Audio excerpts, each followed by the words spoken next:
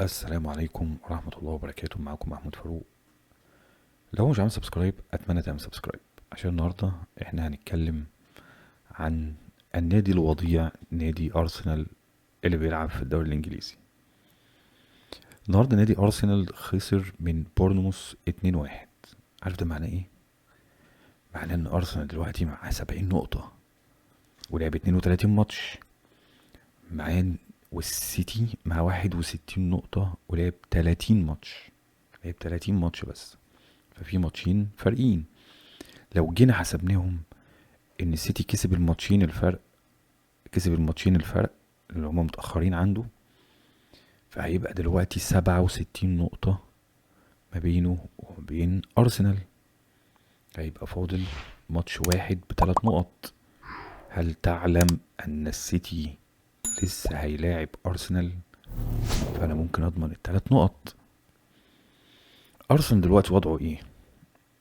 هو وضعه جاي من الوضع أو الوضيع. عارف أنت الحتة دي؟ ده أكتر نادي وضيع في العالم، والله العظيم. ليه بقى احنا بنقول عليه النادي الوضيع؟ النادي الوضيع عشان هذه اشباه، يعني اللي انتوا شايفينهم في الصورة او في الكادر معانا دول، ده مروان سري وده استاذ محمد حسين راشد. وزيادة عليهم كمان هتلاقي دوحة، او زي ما بينادوا عليه يعني اللي هو ممدوح نصر الله. ممدوح نصر الله ده لما بيخسر ماتش، يعني لما ارسنال تخسر قصدي ماتش، فبحب اخش اشوف اللي هو ايه. طب انت هتقولي على فرقتك النهارده، فرقتك اللي هي الفرقة العظيمة اللي هي بتلعب احسن كورة في اوروبا زي ما بيقولوا، او مش يعني احسن فريق في اوروبا. مش بيلعبوا احسن كورة في اوروبا عشان هم بيلعبوش كورة اصلا، ده شغل اتوبيسات زي ما قلنا في الفيديوهات اللي قبل كده يعني. اللي هو ايه ده، في كورنر او في كورة ثابتة، يلا يا باشا ننط كلنا على بعض تمام وكورة هتخش ان شاء الله. وبيقول لك في مدرب كان بيدربهم على الحاجات دي، يعني ما اعرفش ده مدرب ايه يعني، بس تمام يعني. كانوا طالعين بيه السما. المهم يعني ما شاء الله الحمد لله احنا وصلنا دلوقتي ان احنا ما بقيناش نعرف نحط حتى الكور بتاعتنا اللي احنا متعلمينها او بنتدرب عليها. بس ايه، ادي انا بتمشي معانا وبتكسب. المهم بقى، تيجي بقى تشوف الناس بعد ما بيخسروا ماتش، فتلاقي الموضوع بيمشي هكذا. المفروض يتكلم على الماتش بتاع ارسنال، فتلاقيه بيتكلم عن والله ايه، لا احنا هنتكلم عن الريال وبلد الوليد، الريال وجيرونا، الريال وبالقاس. عارف حاجات كده، اللي هو يا ابني ما تتكلم على فرقتك يا حبيبي انت تعرف اصلا ان الشهرة بتاعتهم ان هم بيشجعوا نادي ارسنال. فلما بيخسر ارسنال فكنا بنحب نخش نشوف اللي هو ايه. طب انت هتقول إيه النهارده على فرقتك؟ هتقول ان هي كانت جميله وسكر، ولا هتقول ان هي وحشه، ولا هتقول ان احنا ما بنعرفش نلعب كوره وان احنا بوظنا الكوره وبوظنا كل حاجه؟ فبنروح نحلل مطوشه تانية. بس يعني للامانه الاتنين دول اللي هو ممدوح وراشد، مع احترامي الاتنين يعني، والاتنين والله العظيم على دماغي يعني، ناس محترمه جدا. بس يعني احنا بنتكلم في حته الكوره فبنهق وبنهزر وبتاع وكده، فتمام يعني. واتمنى لو حد زعل يعني يقول لي، وانا مش هتكلم تاني. نتكلم على النادي الوضيع بس، مش هنتكلم عن مشجعين النادي الوضيع. فنرجع لموضوعنا. فاحنا ما بنتكلمش عليهم، بنتكلم على اي ماتش تاني. طب لو رجعنا في البداية، في اول السيزون، كانت مشاكلنا ايه؟ مشاكلنا ان احنا عايزين راس حرب. طب عايز حاجة تاني؟ قال لك لا احنا عايزين راس حرب. احنا بنلعب بهافرز السنة اللي فاتت يعني، وجابريال جيسوس او جابريال جيسوس باين مصاب على طول، وبيلعب ماتشين ثلاثة في السيزون كله. ما عندناش يعني. طب وشوية كانوا بيلعبوا ميرينو راس حربة، وشوية كانوا بيلعبوه 6، وشوية بيلعبوه 8، وشوية بيلعبوه 1 بيقف حارس مرمى. زريبة زريبة يعني. فخلاص يا عم ما تجيب راس حربة. طب هنجيب مين؟ هنجيب جو كيروس. جو كيروس دوت اللي كان هان مانشستر سيتي من السنة اللي فاتت في الأبطال، لما كان بيلعب في سبورتنج لشبونة. تمام يا عم، ولا عايز حد تاني؟ لا لا، هو ده خلاص، احنا قفلنا اللعبة. وبعد كده يعني حاولوا ان هم دعموا صفقاتهم بايزي، والدنيا مشيت. وقال لك خلاص يا عم، احنا كده ايه، مفيش حاجة هتقف قصادنا، وعندنا ايه بدل السكواد؟ سكواد واتنين عشان ننافس على البطولات وبتاع. ده زيادة عن كده بقى، والله العظيم ما ضحكك، كانوا بيحلموا بالسداسية. عارف السداسية اللي بيحلموا بيها؟ وخماسية، ورباعية، وثلاثية، وثنائية. وصلنا النهاردة 12/4/2026. الاتنين دول اللي انتوا شايفينهم قدامكم دول، محمد حسين راشد، مروان سري، بيقول لك يا رب نعرف ناخد الدوري.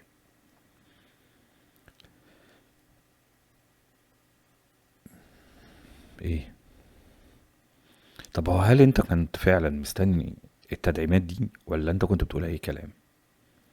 طب هل انت لما بتكسب ماتش زي ما كسبت مثلا الريال، زي ما كسبت مش عارف مين، وعملت مطوشة حلوة، ليه بتطلع تقول ان انت اجمد نادي في العالم، واجمد نادي في اوروبا، واجمد نادي على الكوكب الارض، وضرب التبانة؟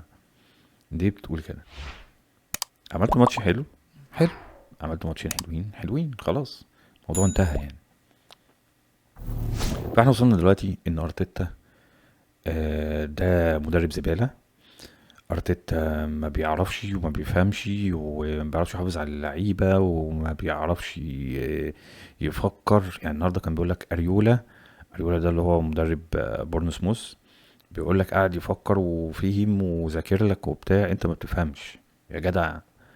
ارتيتا ما بيفهمش؟ ارتيتا ما بيفهمش؟ مستحيل، مستحيل ان هو ما بيفهمش.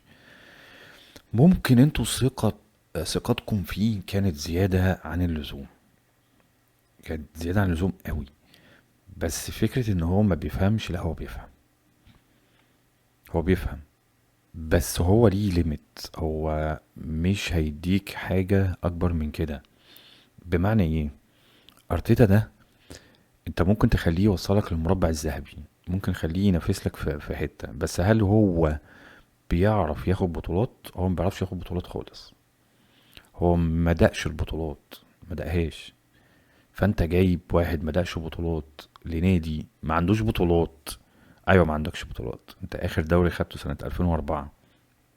2004 ده اللي هو احنا بنتكلم في، احنا 26 بتاع 22 سنة.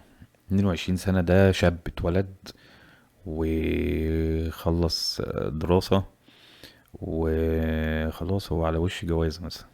اه، ممكن يتجوز، والله العظيم ممكن واحد يتجوز على 20 سنة عادي. فايه؟ ايه؟ بتقفل بقك شوية يا مروان بقى، خلاص كفاية، اقفل بقك. فاحنا دلوقتي وصلنا ان خلاص الفريق ده مش هياخد الدوري. طب هو ازاي انتوا ما عندكوش ثقة في اللعيبة بتاعتكم وفي الفريق بتاعكم ان هو مش هياخد الدوري، مع انك انت في البداية في اول الدوري كنت بتقول ان هو هياخده؟ بس لا، هو دلوقتي شكله مش هياخده. لا، هو ما عندوش شخصية. طب ما عندوش شخصية، بتلعبه ليه؟ بتخليه يدرب ليه؟ ما تجيب واحد عنده بطولات وعنده شخصية، حتى الناس تبقى او اللعيبة تبقى مؤمنة بيه. دلوقتي انت بتطلع تشتم في تروسارد، في مارتينيلي، في اسمه ايه، مدويكي. اه صح، ده مدويكي انتوا جايبينه كمان السنة دي. في مدويكي. ليه بتشتم في جوكيرس؟ يقول لك البقرة البقرة الحلوب، ولا مش عارف البقرة ايه. البقرة السويدية، البقرة السويدية، ما اعرفش ايه البقرة السويدية دي، بس تمام يعني. هو كده كده ده فريق وضيع، وهو يقول عليه اللي هو عايزه. بس انا هاخدها من على لسانه، يعني ان دي بقرة سويدية. انت تعرف هو كان بيعمل ايه؟ انت تعرف انتوا جبتوه ليه؟ جبتوه عشان جامد، جبتوه عشان كان فشيخ الدنيا. ان هو بقى بقرة، فدي حاجة ترجع لكم انتوا، حاجة ترجع لكم انتوا كنادي ارسنال. واثق. فقال لك انا كده كده هروح الاتحاد وهي هتفرج، ده مروان سري بقى. انا كده كده هروح الاتحاد وهتفرج على ماتش اسمه ايه ده، ارسنال وسيتي. والله، ولولا مش عارف ايه، انا ما كنتش عايز اروح، بس يعني اتفاقات وشكل وشغل وكده يعني، فتمام يعني. انا ما اعرفش انت بتشجع النادي ده ليه، والله العظيم بتشجعه ليه، انا ما اعرفش. بس في ناس كده بتحب الاهانه، والله. في ناس محترمه، بس هي بتحب تجيب لنفسها الاهانه وقله الادب. بتجيب لنفسها قله الادب عشان هي بتحاول ان هي تتنمر على الناس، او ان هي تعلي من شأنها على حساب ناس تانية، زي ما انتوا بتعملوا كده مع توتنهام، زي ما بتعملوا مش عارف مع الليفر، زي ما بتعملوا مش عارف مع ايه. وناسي قدرك، يعني انت قدرك. يعني بص الارسنال، يعني انت كسبت الريال، والله العظيم يا جماعه ارجعوا شوفوا الاحتفالات والسف اللي كان بيتسف على الريال. وهو ده بقى اللي انتوا مش عارفين، هو ده بقى اللي انتوا بتقولوا عليه، ده بقى ديني اهو رقعته رايح جاي. ايوه الريال في حالاته الوحشه ممكن يخسر عادي، ده طبيعي يعني. السيتي السيتي هو بدأ يفوق مؤخرا، بدأ يفوق مؤخرا. السيتي من اول السيزون وانتوا شايفين عامل ازاي. السيزون كان يعني من بداية السيزون، بص واخد على وشه والله العظيم، نايم. السيتي نايمة.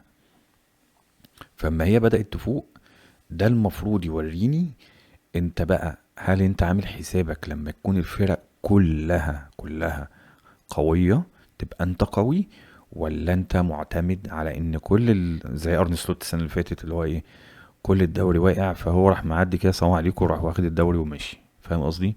ما هو كل الناس واقعة، كلهم كانوا وحشين، فهو راح معدي كده سلام عليكم. كان مانشستر يونايتد، وكان ارسنال، وكان السيتي السنه اللي فاتت، وكله وتشيلسي وايام ماريسكا وتوتنهام، كله واستون فيلا. فهو راح معدي كده سلام عليكم وفرق وهوب راح شاطح لفوق، فخلاص الدوري بقى بتاعه من بدري. هل انت كنت مفكر ان انت هتاخد التجربه دي؟ يعني ما اظنش ان هم جايبينك تدرب ارسنال عشان تعمل تجربه انت ما كنتش شايفها قبل ما تيجي. فاولا واخيرا الناس اللي بتشجع ارسنال، اعرفوا قدركم، ما تطمحوش باكتر من كده. ابتدي اتكلم لما يبقى معاك بطولة واتنين وتلاتة واربعة، وابتدي اتكلم. يعني مثلا ريال مدريد انت بتشوف هما بيحطوا لك الرقم على التيشيرت، من على جنب التيشيرت اللي هو ايه، بص احنا معانا قد ايه. فاهم قصدي؟ فاعرف قدرك، اعرف قدرك. بعديها اشتغل على نفسك، اعمل لنفسك تاريخ. انتوا كده كده حتى اللي انتوا عملتوه انتوا ضيعتوا التاريخ بتاع ارسنال زمان. اعمل لنفسك تاريخ، اكبر، وبعد كده نافس الكبار، او ممكن تتريق عليهم او ممكن تتكلم عليهم. فاتمنى ان شاء الله ارسنال ما ياخدش الدوري، اتمنى يعني ان شاء الله. انا كده كده من زمان والله العظيم قلت ان هم مش هياخدوا الدوري، حتى وهم بيكسبوا قلت مش هياخدوا الدوري. بس انا مش جاي اقول لك ان انا جامد زحليقه او بتاع، لا الناس دي اجمد مني بكتير، فتمام. ممكن تكتب لي في الكومنت، هل انت شايف ان لسه ارسنال هتكسب الدوري ولا لا؟ هل شايف ان السيتي هتاخد الدوري ولا لا؟ هل شايف ان هم ممكن يتعادلوا بالنقط، يعني يتعادلوا كنقاط، ونخش بقى في حسبة بقى الأهداف والكلام دوت وكده. بس إن شاء الله هعمل لكم جيف أواي بإذن الله أول ما أرسنال تخسر الدوري، إن شاء الله، إن شاء الله بإذن الله يعني. أو في نهاية السيزون عامة، يعني كسبوا أو خسروا يعني كده كده دي حاجة، ده فريق وضيع ما يخصناش يعني، بس احنا كنا بنتكلم كلمتين عليه بس عشان الناس اللي بتشجعه عندهم طموح وعندهم كلام كتير بيقعدوا يرطرطوا فيه ملوش اي معنى وملوش اي عايزة. فان شاء الله اعمل لكم جيف اواي باذن الله على اخر السيزون. اتمنى تعمل لايك وشير وسبسكرايب، ولو عجبك الفيديو يا ريت يا ريت عشان شوفنا تاني. هتلاقي كل السوشيال ميديا او كل الاكونتات موجوده تحت لو حابب ان انت تاخد فكره يعني. كده كده احنا بنقعد نلعب جيمز شويه بتاع مش عارف ايه على التشانل، وبن لو انت حابب يعني، لو انت حابب ان انت نشارك بعض يعني في الموضوع يعني.